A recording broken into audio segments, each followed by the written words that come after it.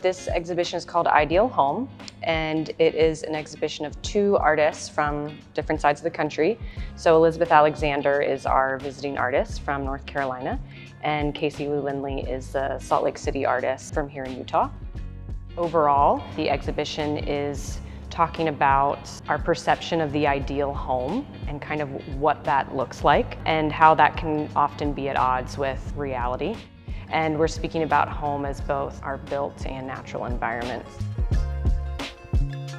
The way that the theme came about started with Elizabeth's work, and her work is rooted in this idea of an ideal home, creating chaos out of scenes of domestic perfection. And so in the same way, Kasey's work symbolizes this shift, particularly in our own communities, from this perfect, edged, weeded, watered lawn and green space into this wild landscape using a lot of native and drought-resistant plants, but that's also still bringing color and all of this like wild beauty. I use this work to communicate about the American home and the sort of ways that we demonstrate our values through material and how that value reflects back on us, especially as American women. So I do a process called laminate casting, where I wrap objects with paper and then slice the object out. So the piece behind me, everything that you're seeing, is actually just a paper shell that took the form of an object that I wrapped.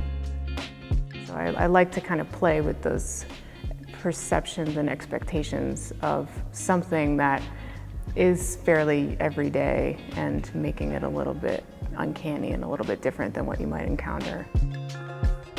So the porcelainware actually started out as props in a series called Keeping Up Appearances, where I was making a tableau of a sitting room and then removing all the pattern from those spaces. And so I would take the pattern out of everything, out of the lamp, out of the curtains, out of the chair. When you're removing the pattern, you really become aware of what was there, but you might have not even noticed it if you were using it. You know, if you're drinking coffee or tea out of a cup with a flower on it, you might notice there was a flower, but you might not really remember what kind it was. Versus when it's gone, you know, then maybe your attention is a little bit heightened. I draw a lot of inspiration from what I observe. And I grew up in Utah, so I was very immersed in its natural beauty. And I just think that there's just endless inspiration from the colors and the textures and the sounds and the smells. And because of that, I've become very interested in environmentalism, because I feel very strongly about preserving not just the beauty here, but other places as well. So Future Gardens is organized into 3 different garden themes. So in this first space, it's the water conservation gardens. So it's watercolor paintings of drought-tolerant plants.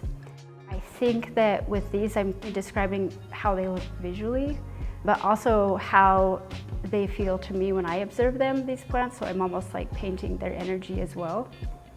And then in the second space, they are digital collages that are inspired by intersectional environmentalism. And then in the third space, it's a video installation that is called Future Gardens as well. And that is really, it's a mantra meditation for future generations.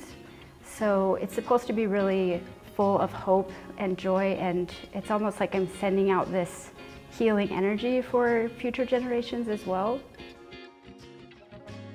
Our homes and the ideal home is a place of chaotic beauty, and our landscapes and our shared home, our planet, the landscape is changing, but it can still be a beautiful and hopeful place for future generations.